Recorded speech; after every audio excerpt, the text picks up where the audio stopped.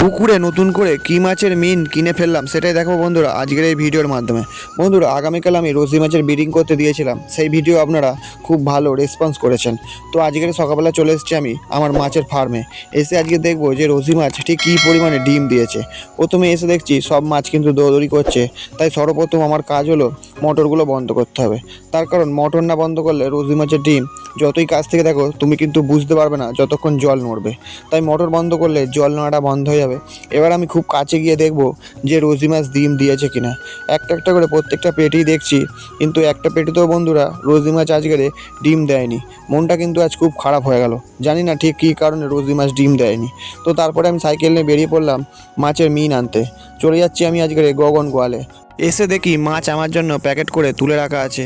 তো বন্ধুরা দেখো মাছের প্যাকেটটা চাকাচ্ছি, কতটা পরিমাণেতে মাছ আছে। দেখো ভেতরে কিন্তু বাচ্চা মাছ গিজ গিজ করছে, এই কোনটায় দেখো ঠিক কত পরিমাণ মাছ। তারপরে মাছের প্যাকেটটা নিয়ে চলে এসেছি। এখানে পাড়ার মধ্যে দিয়ে রাস্তা আর চারদিকে জঙ্গল ভর্তি। তারপরে আস্তে আস্তে আমি বাড়ির মধ্যে চলে এসেছি।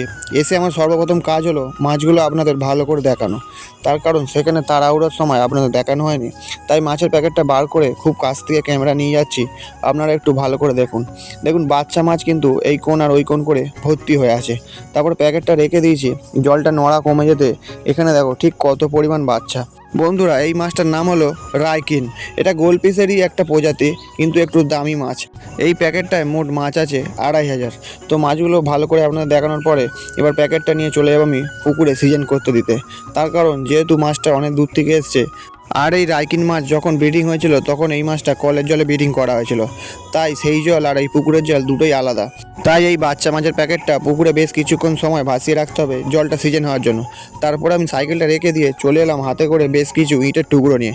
তার কারণ যে নেটগুলো খাটানো ছিল সেই নেটে কিন্তু ইঁট দেয়া নেই। তার কারণ যেহেতু আমি আজকের কালো নেটে ফেলবো, যেহেতু এই নেটের ফাঁদ বড়, তাই শ্যাওলা হওয়ার জন্য ইঁট দিইনি। তারপরে বন্ধুরা মাছের প্যাকেটটা আরও কাছে নিয়ে চলে এসেছি। দেখো মাছগুলো জলে ভাসানোর পরেও কিন্তু বেশ চাঙ্গা আছে। তারপরে মাছগুলো নিয়ে চলে এসেছি আমি যে নেটটায় ফেলবো। বন্ধুরা আমি চাইলে কিন্তু ফিল্টার নেটে এই মাছটা ফেলতে পারতাম, কিন্তু আমি সেটা করব না। আমি করব একটা কালো নেটে এই মাছটা ছেড়ে দেবো। কারণ যেহেতু আমার ডাইরেক্ট পুকুরে নেটটা খাটানো, যদি 2-4টে মাছ বেরিয়েও যায় তাতেও আমার কোনো অসুবিধা নেই, তারা ডাইরেক্টে গিয়ে আরও তাড়াতাড়ি বেড়ে যাবে।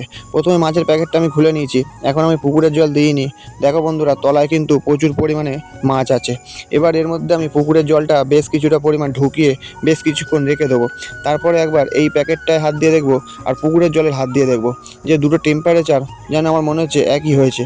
তারপরে আস্তে আস্তে মাছের প্যাকেটটা আমি পুকুরের মধ্যে নিচু করে দেবো আর মাছগুলো থেকে থেকে বেরিয়ে যাবে। তো বন্ধুরা আজকের একটু আনন্দেরও দিন, আবার একটু মন খারাপেরও দিন। কারণ এই রাইকিন মাছের বাচ্চা আমি অনেকদিন ধরেই ফেলবো করছিলাম। আজকের সেই মাছটা এলো, কিন্তু কালকের যে রোজি মাছের ব্রিডিং করতে দিয়েছিলাম সেই মাছ কিন্তু ডিম দিল না। তো বন্ধুরা এতে মন খারাপ করে আর কি করব, রোজি মাছ এবারে ডিম দেয়নি তো কী হয়েছে, আবার কিছুদিন পরে ওরা ডিম দিতে বাধ্য হবে। তো যাই হোক মাছগুলো সব থেকে আমি পুকুরের জলের মধ্যে ছেড়ে দিলাম, ওরা চলে গেল পুকুরের মধ্যে। তো বন্ধুরা আজকের ভিডিও এই পর্যন্তই। আবার দেখা হচ্ছে আগামীকাল যে রঙিন মাছ ছোট থেকে বড় কী পুষ্টিকর খাবার খাওয়ালে তাড়াতাড়ি বাড়বে, সেই খাবারের ভিডিও আপনারা কাল দেখতে পাবেন। ভিডিওটি ভালো লেগে থাকলে একটি লাইক করবেন।